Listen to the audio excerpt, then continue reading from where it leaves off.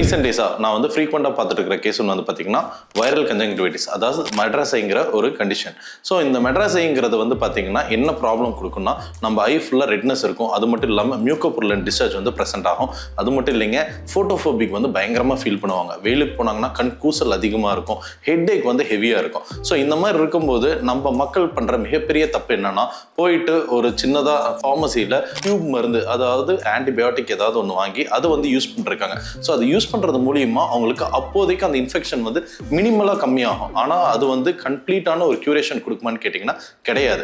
இந்த மாதிரி அவங்க வந்து மெடிகேஷன்ஸ் வந்து தப்பாக போடுறதுனால அவங்க கண்ணில் கருவலியில் வந்து கார்னியல் அல்சர் அப்படிங்கிற ஒரு கண்டிஷன் ஃபார்ம் ஆகி அது வந்து அவங்களுக்கு ஸ்கார் வந்து ப்ரெசென்ட் பண்ணும். அந்த ஸ்கார் வர்றதுனால அவங்களோட லைஃப் டைம் ஃபுல்லாக அவங்களோட பார்வை வந்து குறையறதுக்கான ஒரு முக்கியமான காரணமாக இருக்குது. ஸோ முடிஞ்சளவு உங்களுக்கு வந்து ஃப்ரீக்வெண்ட்டாக ஐ ரெட்னஸ் வந்து இருந்துக்கிட்டே இருக்குது, இல்லை இந்த மாதிரி டிஸ்சார்ஜஸ் இருந்துட்டு இருக்குன்னா நியர்பை இருக்கிற ஆப்தமாலஜிஸ்ட்டை பார்த்து அதுக்கான ப்ராப்பர் ட்ரீட்மெண்ட் எடுத்தீங்கன்னா ஸ்கார் வராமல் உங்கள் ஐயை வந்து ப்ரிவென்ட் பண்ணிக்கலாம்.